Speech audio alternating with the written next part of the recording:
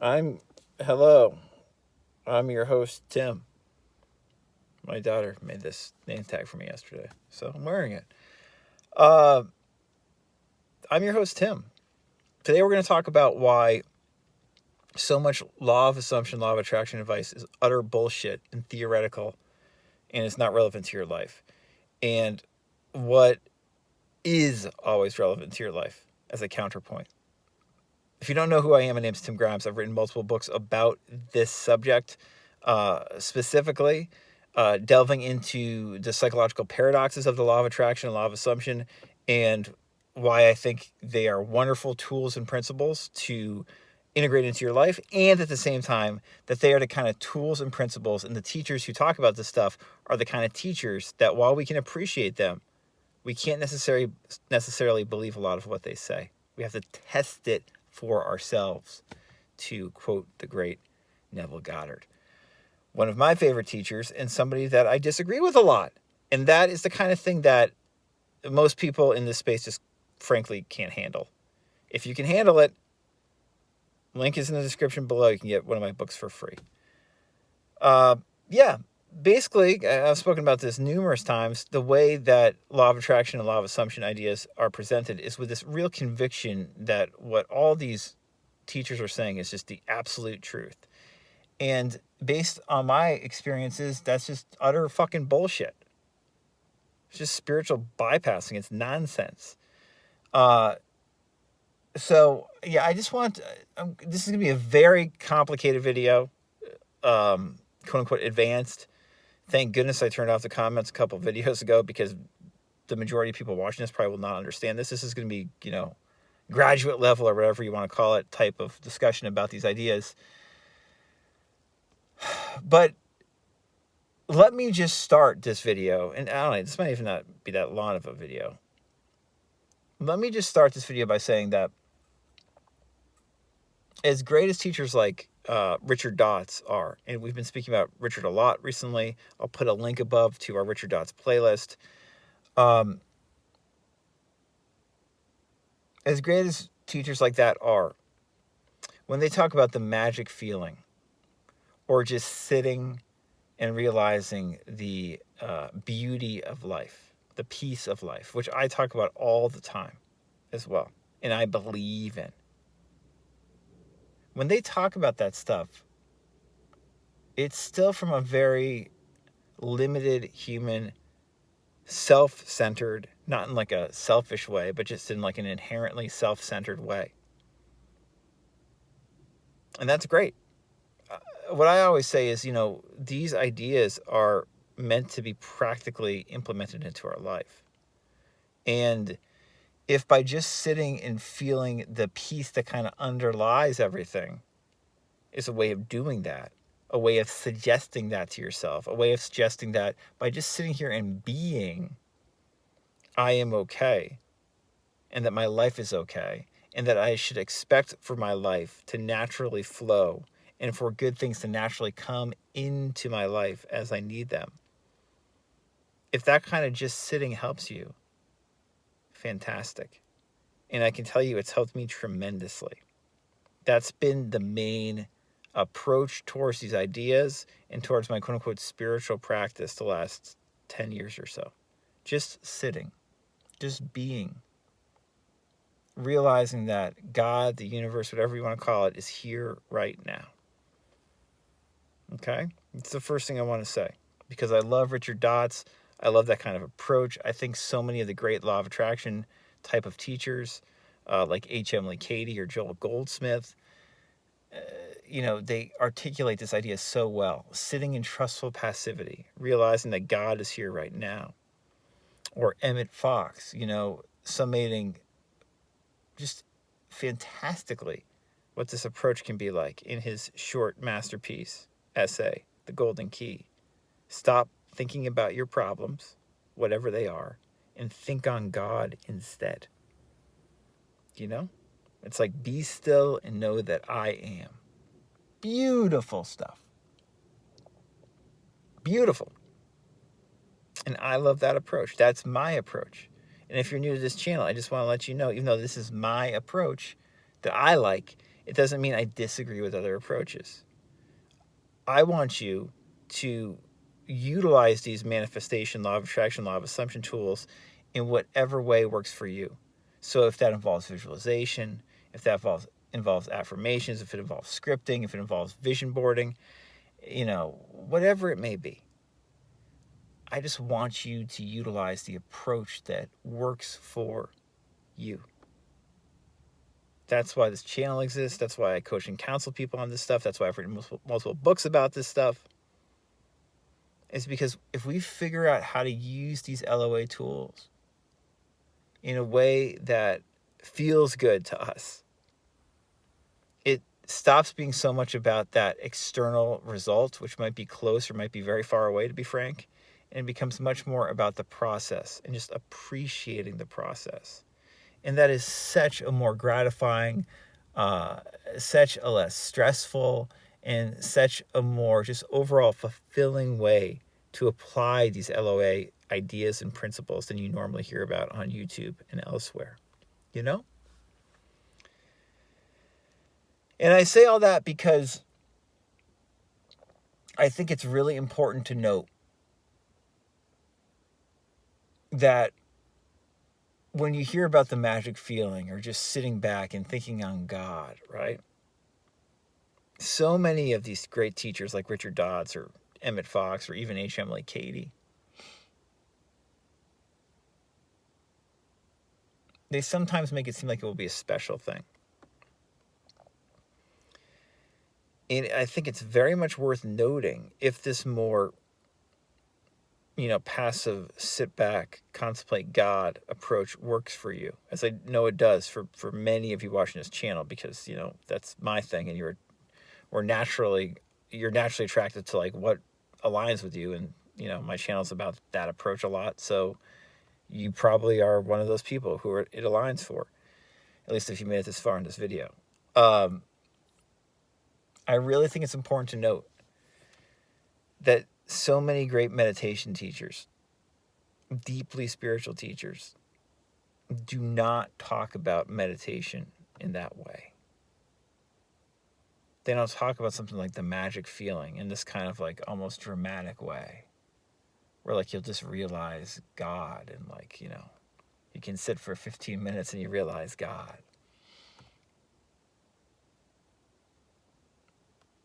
And as someone who often sits for 15 minutes and realizes God,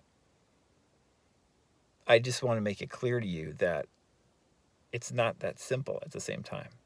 Because there's also plenty of times where I sit for 15 minutes and I quote unquote don't realize God. And by I say don't realize God, I mean I just don't recognize it. Like nothing special happens. And I might be like, why did I do that? Am I wasting my time? Or like, why do I still feel so jittery? Or why am I still anxious? Or why am I still so in my head about something? And that's fine. In my opinion, that's where most of the great meditation teachers that I've studied with and read over the years, that's what they say. It's don't expect the magic feeling to be there. Don't expect anything. Just be here now. That is enough. That's what I think, Joel Goldsmith in the law of attraction space, and H. Emily Cady too, they are really the only two consistently more sober-minded teachers I've come across that speak about meditating on God in this way, in a more like down to, you could say, just day-to-day way. And really only Goldsmith, because like I said, Cady even can be a little bit excited sometimes, even though she was very much into like trustful passivity and waiting as long as it took to recognize God. She wasn't someone who's like, it's just going to happen quickly. But Goldsmith's like, you can just sit, contemplate, and it might seem like nothing is happening. If you read his book, The Art of Meditation, he talks about when he started to meditate in this way and the lack of external or internal progress in the first couple of years while he was doing this were striking. And it reminds me, the way Goldsmith talks about it, of the way Zen teachers talk about it. And for those of you who don't know, and many of you probably don't, my quote-unquote real spiritual background is in Zen. I was into Zen Buddhism when I was like, a teenager. And then, I started meeting teachers and, visiting Zen centers and then living in a Zen center after college, from the time I was like, 16, 17 up until I was in my mid-20s. And I just don't think there's any way that these great Zen teachers are fucking wrong. I just want you to understand that. By that, I mean that, like, when people like Kodo Sawaki, who I've mentioned on this channel, or Kosho Ushiyama, who I'm about to read an excerpt from, his book, Opening the Hand of Thought, I've mentioned him on this channel before, or Shunryu Suzuki, I've mentioned him on this channel before. And they talk about Buddha nature and just sitting, like in Zazen, or just sitting, meditating. Or when some of these great non-dual mystic type teachers talk about just being, like Nisargadatta Maharaj or Jan Fraser or Byron Katie or U.G. Krishnamurti. Again, all people we've spoken about, particularly on my podcast, Law of Attraction Explored. Link is in the description if you've never listened to that. When they talk about just being, it's not necessarily like the magic feeling description that Dots gives. It's much less dramatic. And that is not to say Dots is wrong. It's just to say there is more to it, in my opinion. And what Dots is talking about is about, in a large part of it is positive expectancy. And realizing you are okay and just being at peace because of that. That's LOA. Positive expectancy, being at peace in the moment and expecting more peace and good to come of you because of that. That's suggestibility, like we always talk about. The reason that I always talk about Emile Coué. What I'm about to read from Kosho Uchiyama from his book Opening the Hand of Thought is not that. It's deeper.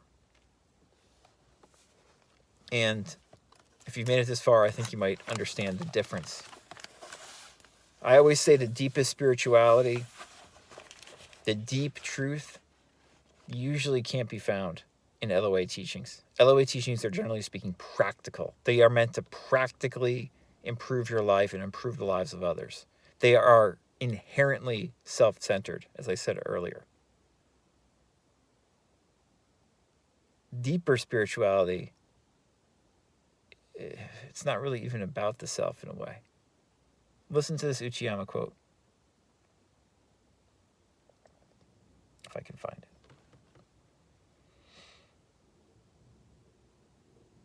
Why do Buddhist teachings presuppose such reality beyond definition? The reason is simple. If we actually touch fire, we will certainly be burned. But if we merely say the word fire without actually touching it, we won't be burned. Likewise, if we only think of the word fire, our heads will not be set ablaze. Therefore, the definition of fire, whose nature is to burn all things, cannot be the reality of it. Fire exists apart from its definition. In Zen, it is said that a person knows cold things and warm things only when she herself experiences them.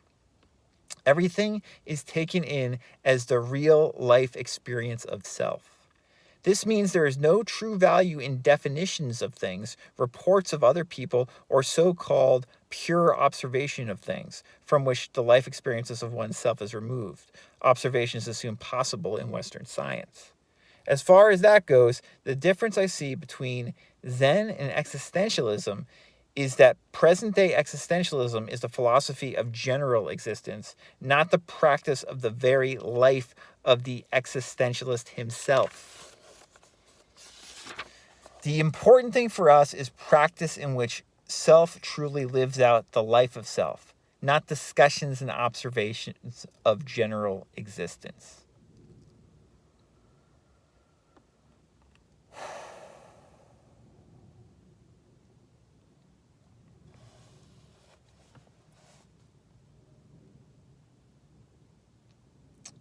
A little bit later on, he writes, let's put our hands up to our hearts. My heart does not beat because I think about making it beat, nor does it beat because of physiological or medical definitions. A power beyond the definitions of words or ideas is making it beat.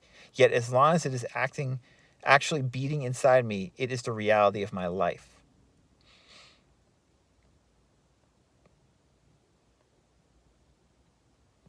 Later on, he says, this is a reality as physiological life. But let us go a little further. I was born Japanese and perhaps you were born Caucasian. This is not something we chose by our so-called will, and yet, in fact, I am a Japanese and you are what you are. This is the reality of life that transcends our own measurement and discretion. Also, I am a Buddhist priest living a life of zazen, practiced in a certain temple in Kyoto, Japan. Is this way of life a way I chose by my own power? Yes, of course, in a certain sense I did choose it. But where did I get the power to choose it? I can't help but conclude that this choice, too, has been given life by a great power that transcends my own willpower and thought, whether you call it coincidence, fate, or the providence of God. Using our intellect to come up with some answer to this is nothing but coming up with a one-sided or abstract answer. Ultimately, all we can say is that the reality of life is as it is.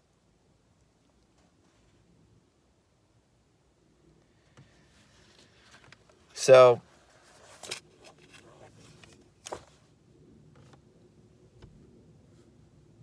life is life.